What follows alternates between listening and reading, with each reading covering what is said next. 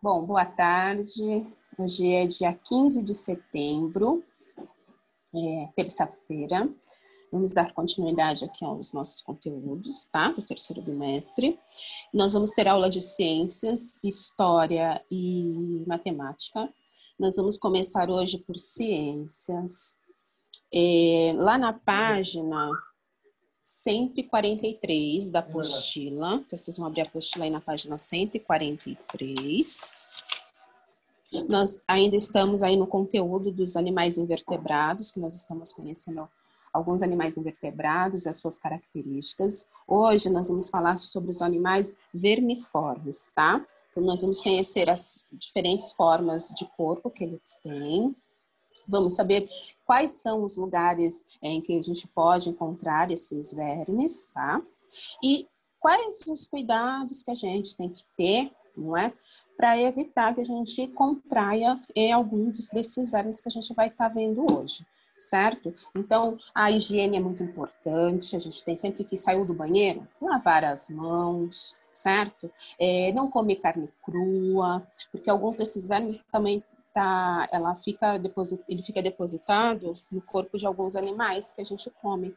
Então, se você come a carne crua ou ela não está bem cozida, então pode ser que você contraia. Então, isso tudo a gente vai estar vendo agora aqui nesse capítulo, tá? Sobre os animais vermiformes, ok? Eu vou compartilhar a tela. Aí nós vamos ter o textinho aí para a gente fazer a leitura e depois, no final, vai ter o exercício, ok?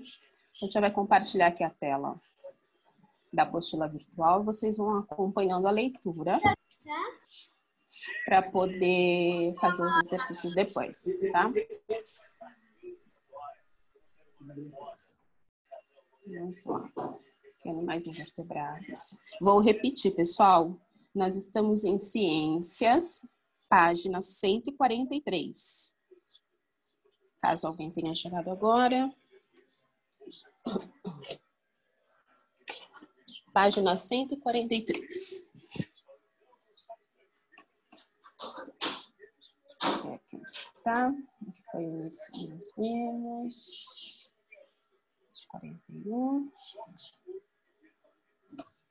142. Fizemos semana passada. E aqui 143. Depois eu mostro esse videozinho aqui para vocês, que é referente ao assunto que a gente vai estar vendo hoje. Ok? Todo mundo me ouvindo aí direitinho? Então, vamos lá. Olha só, acompanhando a leitura. Animais vermiformes. São conhecidos como animais vermiformes ou vermes, um grande número de animais de corpo mole e alongado. Esses animais são invertebrados e podem ser terrestres ou aquáticos. Vocês podem grifar aqui, tá? Terrestres ou aquáticos. De vida livre ou parasitas. Então, nós vamos ver já mais para frente o que quer dizer, né, essa vida livre ou parasitas. Vocês também podem grifar aqui esse trecho. Olha, vida livre ou parasitas. Opa, aqui. Vocês podem grifar aí, tá? Continuando. Os vermes de vida livre vivem na água ou no solo e podem ser predadores ou se alimentar de animais mortos. Já os parasitas vivem no organismo de outro ser vivo, geralmente no intestino, e obtêm deles os nutrientes para sobreviver. Alguns desses animais podem causar doenças, inclusive aos seres humanos. Então, por isso é muito importante a questão da higiene, cuidado com os alimentos que a gente come, tá? O corpo e a diversidade dos animais vermiformes. Então, vamos aqui ver agora quais são eles, tá? O corpo dos vermes podem grifar aí, olha, achatado ou cilíndrico. Algumas espécies são microscópicas, enquanto outras podem chegar a 10 metros de comprimento. Bom, aí no texto nós vimos algumas palavrinhas, vimos aqui no caso a palavra microscópicas, né? Então vamos lá no glossário, olha, microscópico, algo tão pequeno que pode ser visto com o auxílio de microscópio. Depois, nos textos que vão vir a seguir, nós temos lá, vamos ter as palavras em negrito, hospedeiro. O que significa? É o organismo que abriga outro organismo em seu interior ou sobre si. E regeneração, que é a capacidade de tecidos, órgãos ou mesmo organismos de se renovarem ou recomporem. É o caso deste verme que nós vamos ver agora, olha só. A planária. Um exemplo de verme de vida livre é a planária. As planárias são vermes aquáticos e de corpo achatado e não dependem de um hospedeiro para sobreviver. As planárias têm grande poder de regeneração e, por isso, podem se reproduzir por divisão, como é possível observar na imagem a seguir. Olha só, então aqui ele dá essa imagem desse verme, né, da planária, que é um verme de vida livre com corpo achatado. E ela tem ela consegue se regenerar. Então, olha só, deixa eu aumentar aqui. Deixa eu aumentar aqui, olha só. Se ela perde essa parte, essa aqui é o corpo dela inteiro. Então, se ela perde essa parte, né? Ela perdeu aqui essa parte, ela vai conseguir depois se regenerar. Se perder essa parte de cima e essa de baixo, olha aqui, ela vai conseguir fazer a regeneração. E se ela perder essas duas partes aqui, ó, fica só aqui essa parte, depois também ela consegue se regenerar. Então, representação do processo de reprodução por divisão. Eu vou mostrar aqui para vocês, naquele vídeo, voltar aqui, para vocês verem o videozinho explicativo. As planárias são vermes plateumintos que apresentam uma curiosa capacidade de regeneração. Observe o que acontece quando elas são seccionadas transversalmente em um experimento. Uma planária pode ser seccionada em, por exemplo, 3 regiões: anterior, mediana e posterior. Cerca de alguns dias após a realização da secção, a região anterior irá regenerar as demais partes do corpo. Da mesma forma, a região mediana também irá regenerar as partes faltantes. Por fim, a região posterior também forma uma nova planária. Vimos que uma planária apresenta a capacidade de regenerar as partes de seu corpo, formando novos indivíduos completos. Tá? Então um videozinho mais explicativo, né? Para vocês entenderem como é que é esse processo aí de regeneração das planárias, ok? Bom, vamos lá para a página agora 144. Nós vamos ver agora um outro tipo de verme. Olha lá. O esquistossoma. Outro exemplo de verme com o corpo achatado é o esquistossoma, que, ao contrário da planária, precisa de um hospedeiro para sobreviver. Logo, é um verme parasita. O esquistossoma mansoni é um verme causador da doença chamada esquistossomose. Nós vamos ver aqui embaixo o que ela significa. Aqui tem o macho e aqui a fêmea, olha, tá? Esquistossomo, vistos por meio de uma lente de aumento. Como é que acontece aí, olha, que ele está mostrando para vocês aí no livro, o ciclo de vida, né, da esquistossomose, tá? Aí ela tá falando aqui, ó, deixa eu só aumentar aqui um pouquinho, para vocês verem. Ficou demais. Olha lá. O que acontece? Tá? No caso do ser humano, ele é o hospedeiro definitivo. Depois a gente vai estar vendo o que significa isso, tá? Aí aqui tem, né, o esquistossoma, aqui o verme. Aí o ser humano, olha só, Ao entrar em contato com a água que contém essa larva, o ser humano pode ser contaminado por ela, que entra pela sua pele, tá?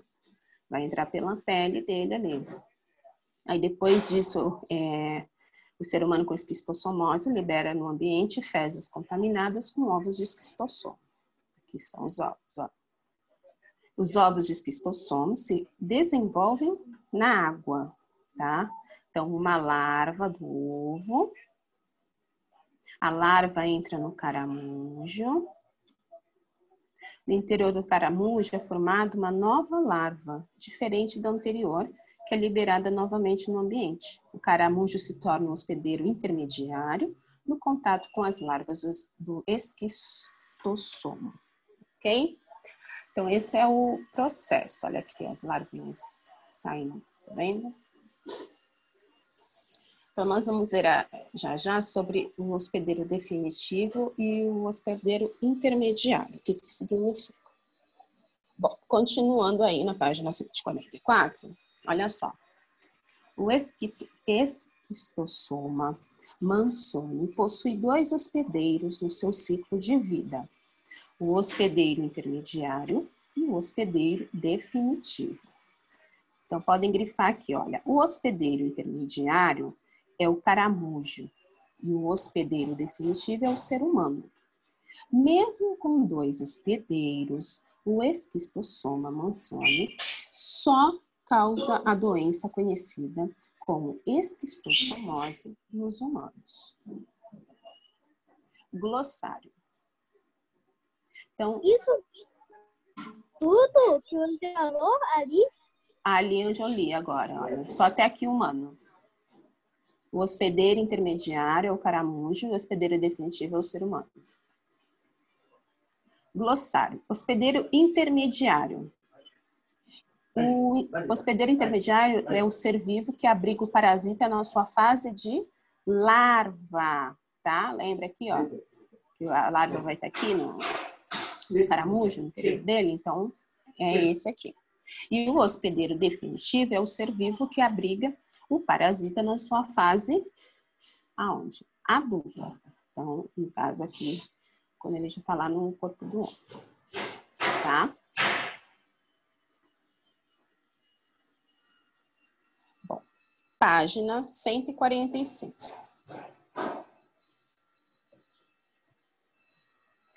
Outro verme é a tênia ou solitária. As solitárias, também chamadas de tênias, têm o corpo achatado. Elas parasitam o intestino humano e podem atingir até 10 metros de comprimento. Você consegue imaginar por que o verme solitária recebe esse nome? Vamos ver aqui embaixo. Olha só.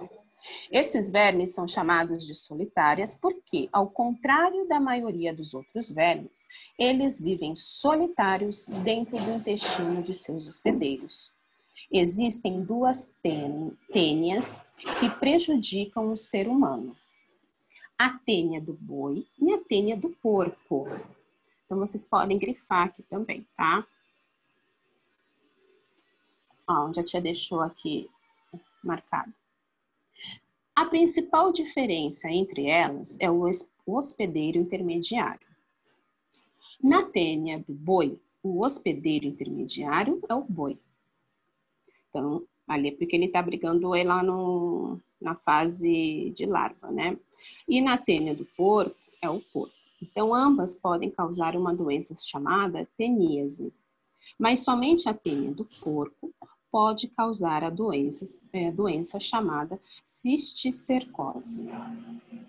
A teníase é uma infecção intestinal.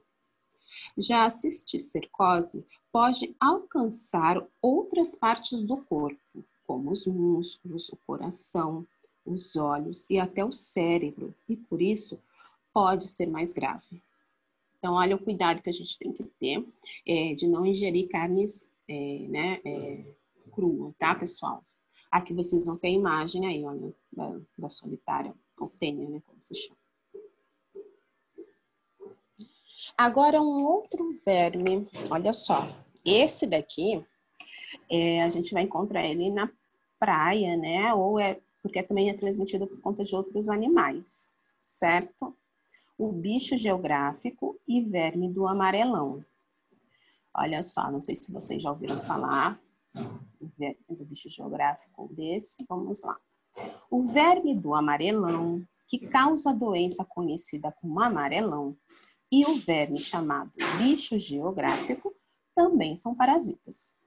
Diferentemente dos anteriores, eles têm o corpo cilíndrico e podem ser encontrados em ambiente terrestre, tá? Então, vocês podem grifar aqui, olha. Que eles podem ser encontrados em ambiente terrestre. E aqui, antes também, olha, que o corpo deles que eles têm um corpo cilíndrico, tá? Cilíndrico. Então, pode grifar essa parte aqui toda, olha. Corpo cilíndrico e podem ser encontrados em ambiente terrestre. Eles entram no organismo do ser humano pela pele. No amarelão, as larvas dos nematóides penetram pela pele e se instalam no intestino humano. No bicho geográfico, as larvas ficam se locomovendo sobre a pele, causando muita coceira. Nossa, deve ser bem irritante, né? Esse bichinho andando na sua pele, você não conseguir fazer nada, né? Porque ele fica andando aqui em cima, dentro da sua pele, isso vai causando essa coceira, assim. Olha só, então aqui a gente tem o verme do amarelão, olha, o corpo dele é cilíndrico. E o bicho geográfico também tem um corpo cilíndrico, tá?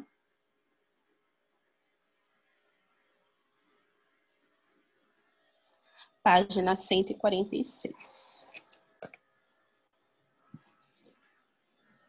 Lombriga. A lombriga também é um verme parasita que tem o corpo cilíndrico. Então, pode grifar aí também que ela tem um corpo cilíndrico, tá? A lombriga. Os seres humanos podem se contaminar com os ovos da lombriga pela ingestão de alimentos mal lavados e água contaminada, ou mesmo por falta de higienização das mãos após usar o banheiro. Vamos grifar essa parte aqui que é muito importante também. Olha só, como que a gente pode contrair a lombriga, né? Então, os seres humanos podem se contaminar com os ovos da lombriga pela ingestão de alimentos mal lavados e água contaminada, ou mesmo por falta de higienização das mãos após usar o banheiro. Olha lá, grifem aí. No intestino do ser humano, a lombriga se torna adulta e causa uma doença conhecida como ascaridíase. A ascaridíase pode causar dor de barriga, diarreia, enjoo e falta de apetite. Então, ali vocês vão ter aqui, olha, a imagem do nosso intestino, tá? E as lombrigas aqui, né? Tomando conta de uma parte dele, tá? No nosso intestino.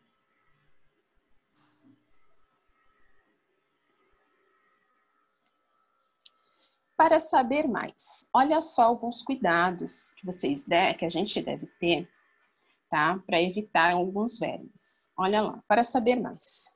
Brincou na pracinha? Lave as mãos. Veja como o sol brilha lá fora. É um dia maravilhoso para brincar na pracinha. Você se diverte no balanço, no escorregador e nas caixas de areia. E depois de brincar, é preciso lavar bem as mãos. Por quê? Você pergunta. Ora, porque na areia em que você brincou pode haver parasitas, organismos que vivem às custas de seres de outras espécies.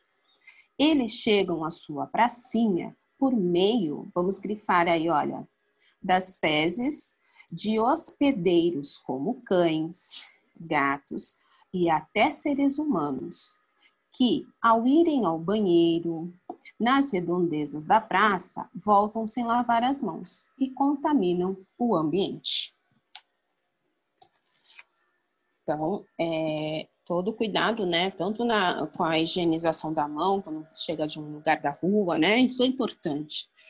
Né? Você foi na pracinha, volta, lava as suas mãos. Saiu do banheiro, lava as mãos. Mesmo em casa, a gente tem que ter esse cuidado, tá? E os alimentos sempre muito bem lavados, frutas, verduras, né? A gente tem que lavar tudo direitinho, principalmente as verduras. E para terminar aqui, hoje, sobre os verminoses, olha lá. Nós temos o verme da filariose. Outros exemplos de vermes de corpo cilíndrico são os causadores da filariose, também conhecida como elefantíase. Olha, ela deixa a perna assim da pessoa, sabe? Parecendo uma perna de elefante mesmo. E podem ser transmitidos por meio da picada de alguns mosquitos. Então, vamos grifar aqui, olha. Esse daqui, olha. Elas podem ser transmitidas por meio da picada de alguns mosquitos. Aí, a filariose, ela vai causar o quê? Esse inchaço, tá vendo aqui? No caso, na perna, né, onde a pessoa foi picada, tá vendo? Deve ser bem desconfortante. Bom, nós vamos agora aí na página 147, vocês vão fazer aí os exercícios que o livro está sugerindo. Então, ele fala assim, olha só. Número 1, observe as imagens a seguir e assinale com X os locais onde podem ser encontrados vermes, caso o devido cuidado não seja tomado.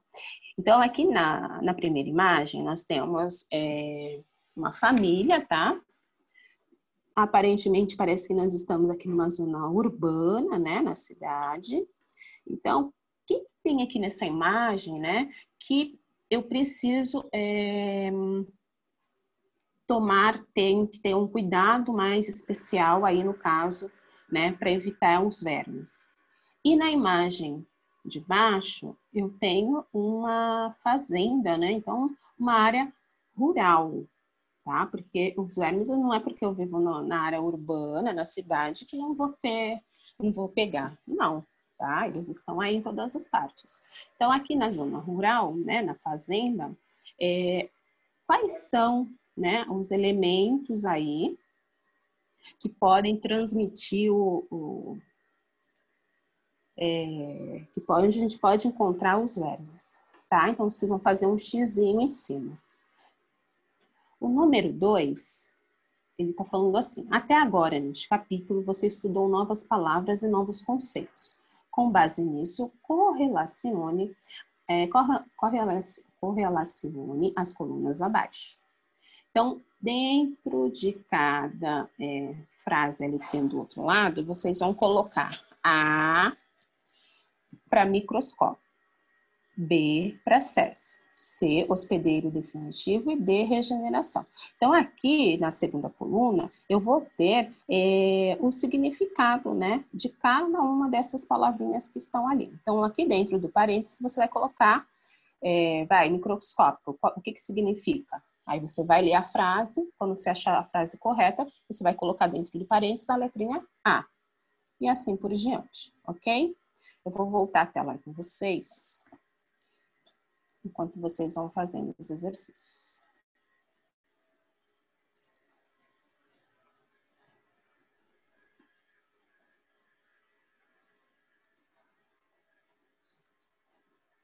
Quando nós vamos continuar na apostila, História agora, nós vamos dar continuidade aí na página 234.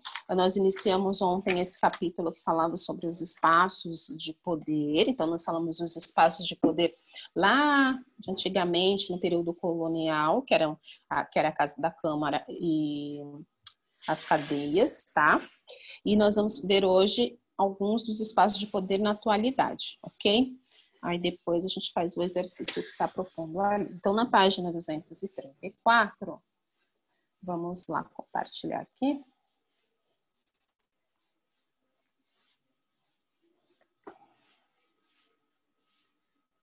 Olha só. Deixa eu só vir aqui em história. Aqui. Espaços de poder.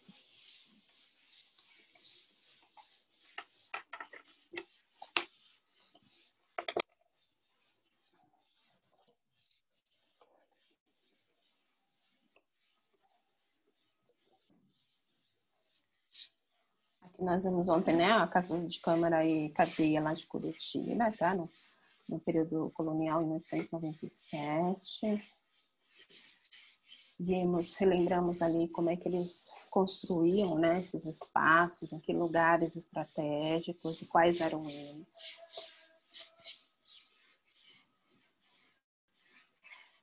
Nós vimos também que era tudo muito simples naquela época, né? Então as ruas não eram asfaltadas e às vezes, dependendo da chuva que caía, a rua ficava impossível de transitar, né, de andar nela.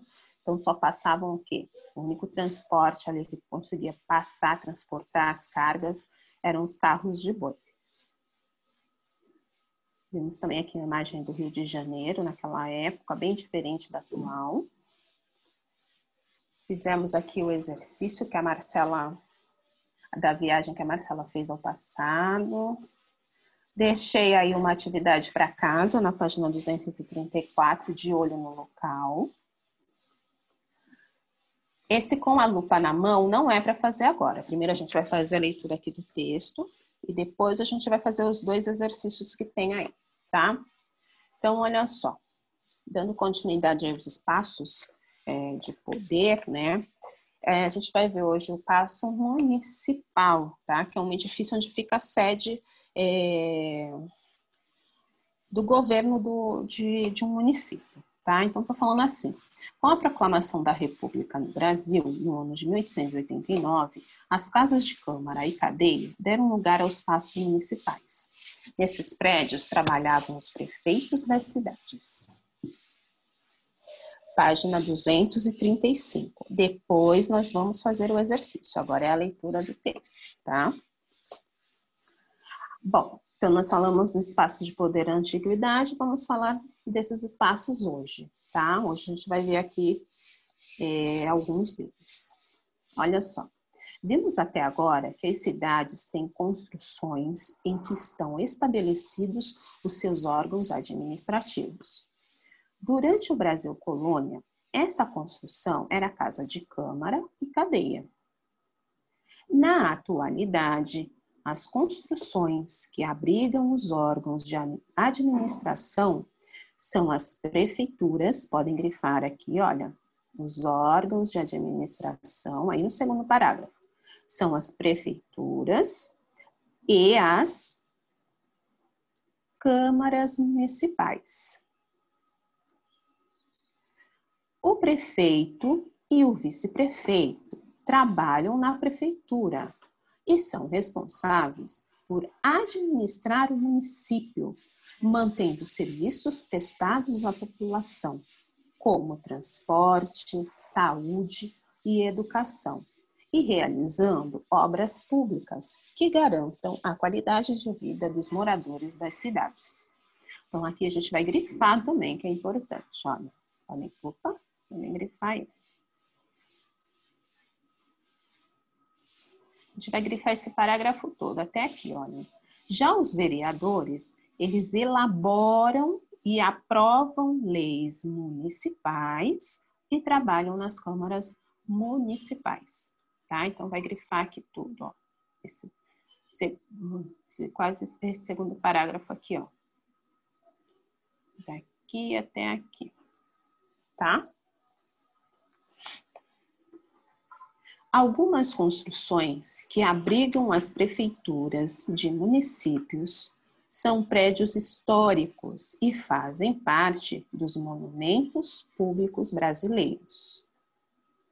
Aqui nós temos, olha, o Palácio Felipe Camarão, sede da Prefeitura de Natal, no Rio Grande do Norte. O prédio foi construído no ano de 1922. Então, a gente percebe aqui que ele ainda tem, que ele é todo, né, eles mantêm ali a construção original, tudo só vai sendo restaurado, né, porque com o tempo vai se estragando, deteriorando. Então, eles vão só mantendo, né, fazendo aí as obras necessárias. E aqui, olha, nós temos o Palácio da Cidade, é a sede da Prefeitura do Rio de Janeiro. O prédio foi construído em 1950. Então, a gente pode notar aí uma diferença, né, nas construções. 1950 é um tempinho já, mas mesmo assim, a gente percebe que as construções, olha, elas têm, são bem diferentes, né? Uma está mais moderna, outra já preservou lá o período colonial ainda, tá?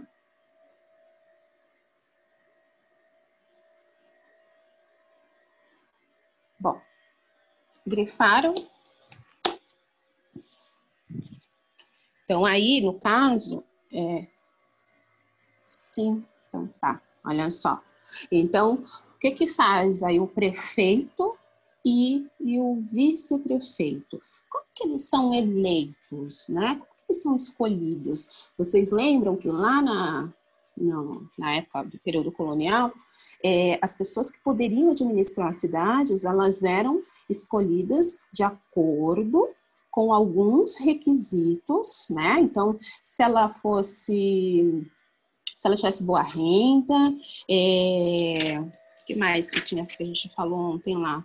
Se ele fosse homem, né, com mais de 25 anos, que mais? Se ele fosse católico, porque essa é a religião, né, que a gente dos portugueses. Então, se esse homem ele tivesse todos esses requisitos, ele poderia fazer parte ali do poder, desses espaços de poder, no caso, e ajudar a administrar. Hoje, não. Hoje, os prefeitos, os vice-prefeitos, vereadores, eles são escolhidos através do quê? Alguém sabe como é que a gente elege essas pessoas? Votação. Muito bem, por meio da votação. Inclusive, esse ano vai ter eleição, né? A gente escolher aí o prefeito, o vice-prefeito. E é por meio do voto, né? Então, hoje não adianta só ter alguns requisitos, não. Então, é tudo hoje feito de uma outra maneira, tá? Então, lá na página, vamos voltar aqui, na página 234, olha só, esse primeiro exercício aqui, ele fala assim: observe a imagem e a legenda, tá? E na legenda está escrito: Paço Municipal de Juiz de Fora, Minas Gerais, em 1928. Então, letra A, em qual cidade a foto foi tirada? Você vai escrever aqui. Letra B, calcule há quantos anos essa foto foi tirada. Lembra que nós já fizemos essa continha? A tia já explicou como é que faz? Eu pego o ano em que nós estamos, qual é o ano? 2020, e subtraio o quê? O ano da foto lá, né? Menos esse ano que está ali indicando. E aí eu vou saber quantos anos tem essa foto.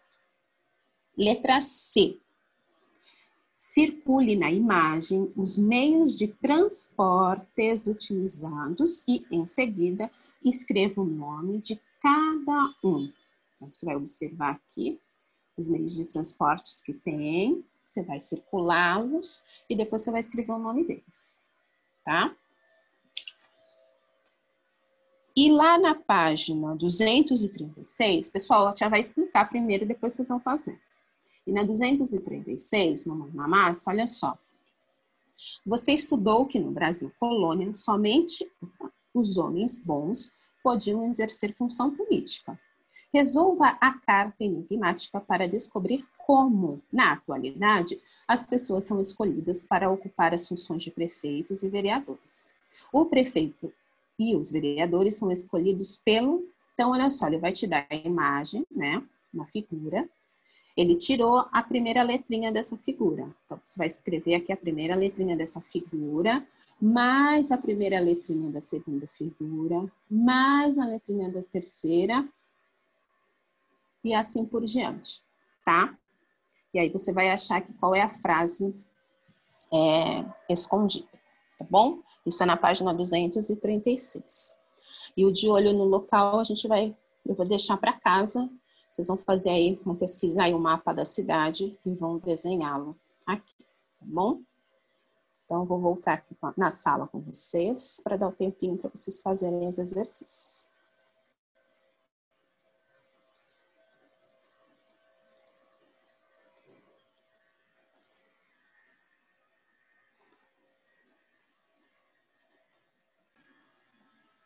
Bom, ficha de atividades, matemática. Deixa eu só conferir aqui a página.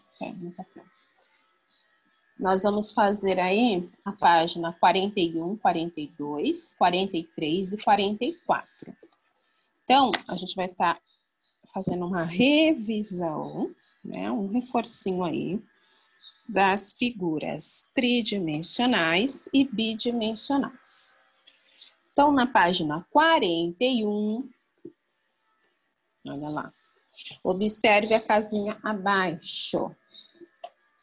Depois, ele está falando, faça um X no molde que foi utilizado para construí-la. Então, aqui vai ter que quebrar um pouquinho a cuca para descobrir qual desses moldes aqui é o correto, qual foi desses moldes que foi utilizado para fazer essa casinha que está aí de exemplo, tá? Na página 41. Então, prestem atenção nos detalhes. Na página 42, ó, a tia vai explicar primeiro, depois vocês fazem. Observe a planificação do prisma triangular. Então, tem a planificação aqui desse prisma, tá? Quando eu for montar esse prisma, tá? Quais desses aqui correspondem a esse modelo de cima? Ok? Então, vocês têm que prestar atenção aí qual é quais desses aqui. É mais de um, tá? Já tô dando uma dica, é mais de um. Quais desses correspondem a essa planificação que tem aqui, ok? O que vai ter que fazer na página 43? Vocês vão observar esse triângulo construído aqui, tá? No geoplano de pinos. Gente, desativa o áudio, por favor. Leandro, desativa seu áudio. Obrigada. Aí depois, na letrinha A, ele fala, construa um triângulo igual ao triângulo anterior, mas que esteja em outra posição. Então, ele te dá ali o modelo de um triângulo, desenhado nesse geoplano de pinos. E aí, na letra A, ele quer que você desenhe um outro triângulo, só que em uma outra posição, tá? Na letra B, ele quer outros triângulos, só que em outras posições também. E na letra C, ele quer um triângulo também diferente do inicial, tá? Na 44, nós vamos ter ali o geoplano também, só que agora com os quadriláteros, tá? Os retângulos e o quadrado. Então, vamos lá. Podem fazer. Qualquer dúvida, chama a tia, tá bom? Vou ficar quieta aqui, senão eu fico falando, vocês não se concentram. Qualquer coisa me chama. Sim, então ótimo. Então, hoje a gente dá uma pausa por aqui. Amanhã nós continuamos com o reforço dessas atividades aí das figuras bidimensionais e tridimensionais, tá? E aí eu deixei aí para casa, para entregar quinta-feira, aquela lição o de olho no local da página 236 de História. Combinado? Então, para entregar na quinta-feira, tá bom?